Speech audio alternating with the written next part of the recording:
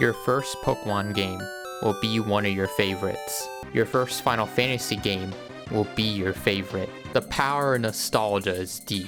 If someone puts a 90s film filter on something, you get nostalgic even though it's brand new. So, with your first video game, you begin to question, was my first video game even that good? I should never have been created. Hey, don't go there yet!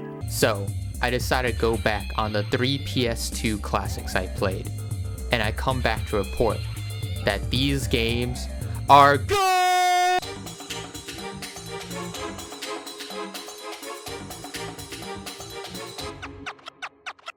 Insomniac Games is a company behind the Ratchet and Clank series. Before Ratchet, they recently just gave away the Spyro IP, so looking to stay in their field, they hybridized a platform genre with shooter elements. And I gotta say, this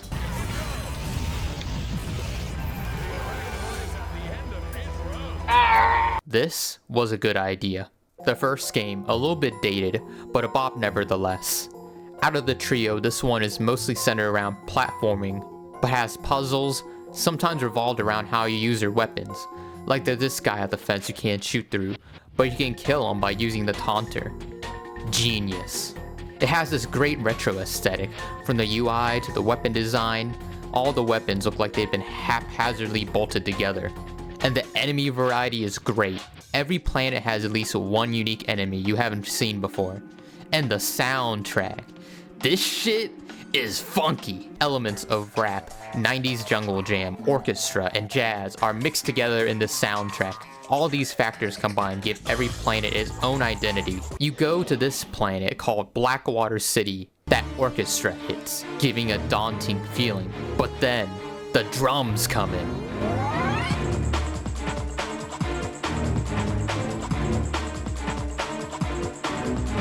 You go to a space station to sabotage the villain's plan, and then this soundtrack hits you with the didgeridoo.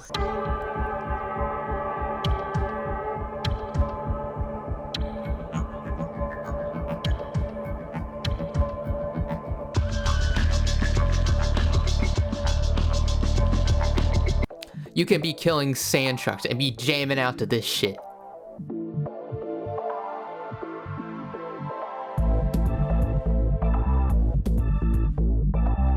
Throughout the entire game, no weapon will get outclassed. The bomb glove, your first ranged weapon, is still useful well into the late game. Speaking of weapons, you have so many of them. Wait, where is this guy going? Oh, okay. Boxing glove, exploding airplane, shield bots. Hi there. Decoys. Yes! Electric crab hand. The list can go on and on. Regardless, there are a few issues. In high antic fights, it's difficult to quick swap between your weapons without taking damage. There's no strafing, so you can only attack in the direction you are moving. So you're often in situations where you want to attack while retreating, but can't. So you're just jumping around and throwing attacks out randomly, hoping they connect. Your HP is also super low in this game, and there are some abrupt difficulty spikes because of it. And despite the huge variety of weapons, I am in huge crippling debt, as you're constantly having to buy ammo and pay NPCs to progress the story. I've got to get the heck out of here. I joined the army to get money to go to college. I never knew I'd end up in a war. So it's not really possible to experience every weapon on your first playthrough, unless you do this for 5 hours. The villain isn't really memorable, but the jokes making fun of consumerism are.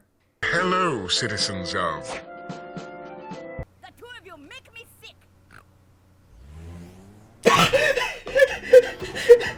The escape transports are taking all the rich folks off this god-darn planet. So why aren't you on one? Socioeconomic disparity. Hey, you're that robot guy, right? No, actually, I build robots.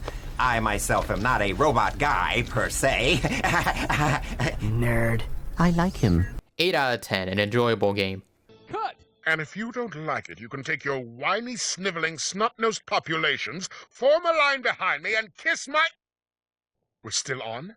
Well, turn it off, you... Second game. This time, you're on a commando mission, and the game has more RPG elements. You can buy different armors, your HP levels up, and when it does, it creates this massive explosion. Oh. Dun, dopamine. But the most important change, combat has become more the focus. You can now strike without having to do the shitty jetpack mode. Wee. Weapons have taken a massive upgrade. Design-wise, they're more futuristic, and like your HP, as you kill enemies, they level up to a second form and become even stronger. You have not truly lived until you felt the inertia of these weapons. Blitz Cannon, this large AoE shotgun, has a media sound effect.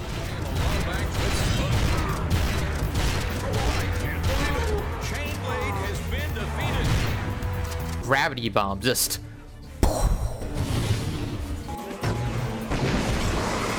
Seeker Gun shoots homing missiles that land with the impact of an uppercut. The mini rocket tube cannon shoots rockets, and when it transforms into the mega rocket cannon, you can hold the fire button to charge up 4 rockets and do this.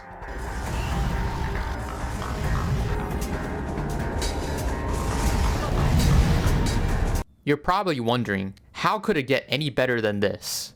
Well, I introduce you to the Bouncer. Words cannot describe the pure joy of firing this thing. Just take a listen.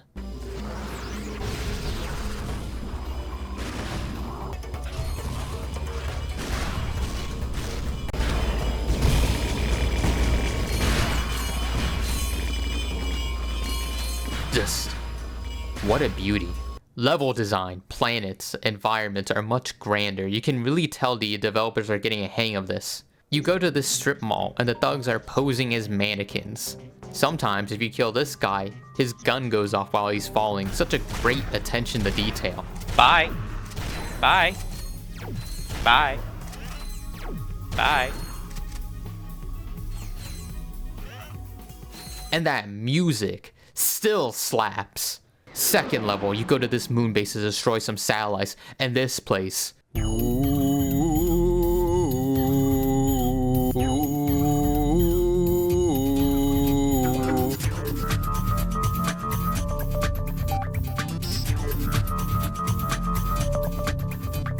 You're in a giant desert hunting crystals, and the didgeridoo comes again.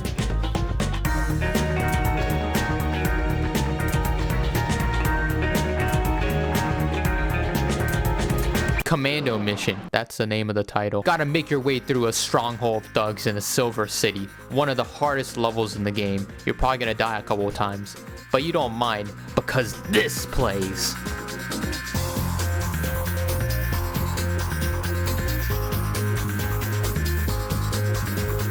Unfortunately, if you're a fan of the previous game's weapons, only 5 of them are available, and they get outclassed by the newer guns.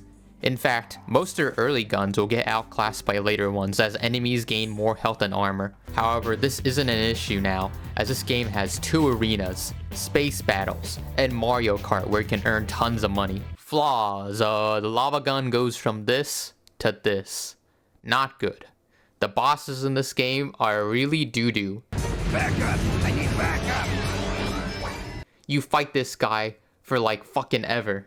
Give me my fucking Taco Bell already, god damn it! The climax isn't good, and the final boss you can just kill in like 1 minute. So 9 out of 10. Third game, very mixed feelings. Spaceship levels are gone, grind rails are gone, mega rocket cannon gone, racing levels gone, good divergent level design gone, and the HUD looks like shit. What happened? Okay, here's what happened. They only had 1 year to develop this game, same as the other 2, but when Sony launched their dipshit Wi-Fi adapter for the PS2 that no one bought in order to compete with Xbox's Halo, they also forced Insomniac to make a multiplayer mode for this game while working on the single player at the same time. And they only had a year. It was horrible. 80 to 100 hour work weeks? Like, holy shit. So with this in mind, how does the actual game play? Yeah. Also. Wait. Oh, I just like shot it against the thing. Out of the 3 titles, this one has the most linear approach to game design, as branching paths are far and few between. However, to make up for this, combat is much better for 2 reasons. 1. The controls are Omega tier. You now automatically strafe without having to hold the right trigger. The right bumper now is the fire instead of the circle button. So you can move your camera around and strafe without having to do whatever the fuck this is. You have full control of your movement, camera, but most importantly, where you can aim.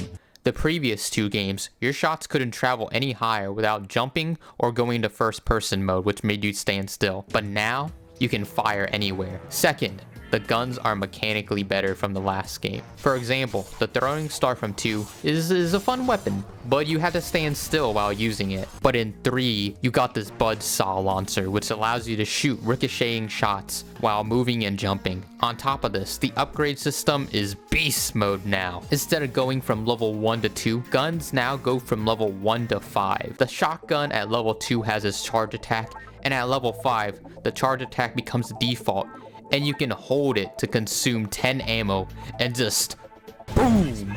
This game also has the strongest story. Out of the story rating, first game decent, second game very scattered and unfocused. And I have no idea where he was headed. Not to worry. I just received an emission which may lubricate the matter. But this game is by far the funniest. My daughter tells me you're a man who's good with his hands, Ratchet. Oh, like I never knew you were this kinky, Miss Gears. Don't you ever shut up.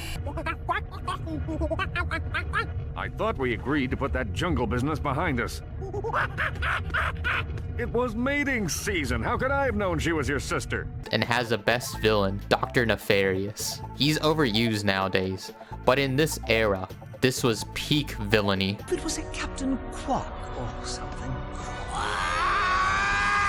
Oh, Janice, you'll always be the love of my life. You really should have that looked at. Not only was he crazy, but he was an actual threat, and the best final boss out of the PS2 era easily. Now, the problems. There's a lot of them. The minor improvements to combat are marginalized by the lack of damage these weapons do now. When you shoot a guy in the first game, no matter how weak or far the weapon is, they flinch. Like, it doesn't matter how far I am from the enemy, my shotgun will damage them from all ranges. However, in this game, I am shotgunning this guy with a max level shotgun, and he takes like 5 hits, and he's just standing there like it's nothing. The visual effects are kinda lacking. Like it's the same explosion or electric particle effects for every weapon. And the sound design isn't nearly as satisfying as the last games.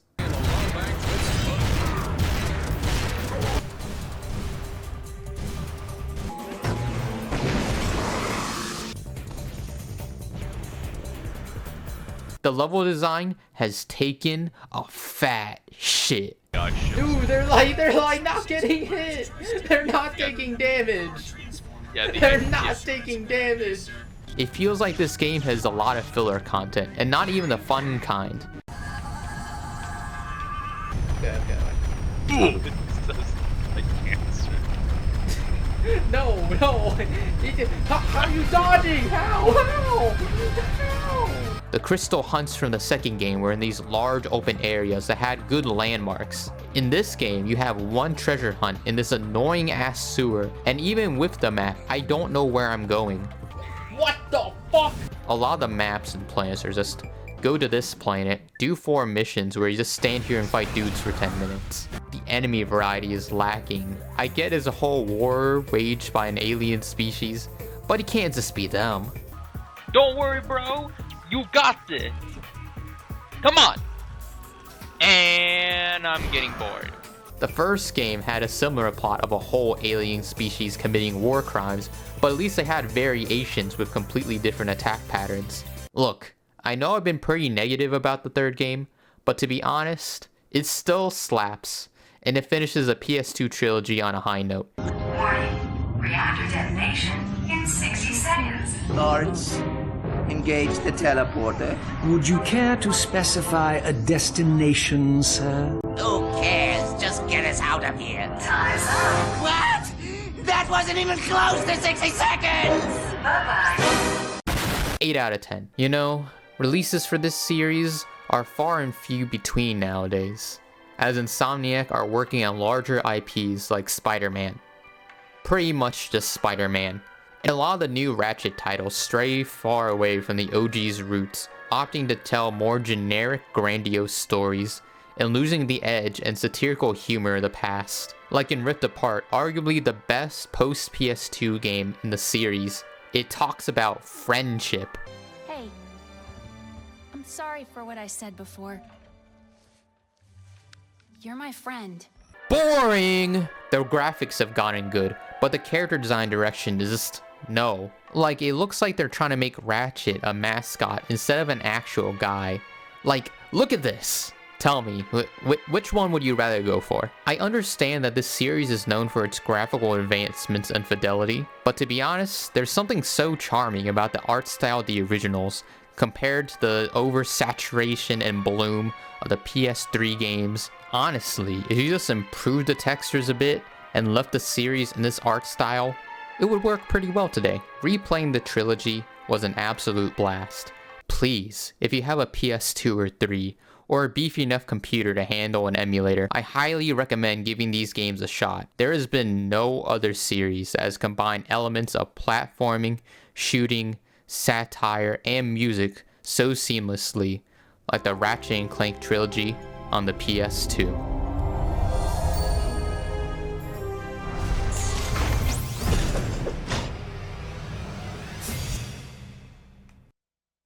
What do you mean we can't teleport to a planet? I'm afraid we're well out of range, sir.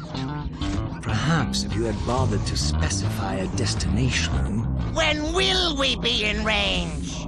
Oh, I'm sure something will come along in, say, 5 or 10,000 years. Ah! I don't believe this! Now what? I don't suppose you can play drums. Lie!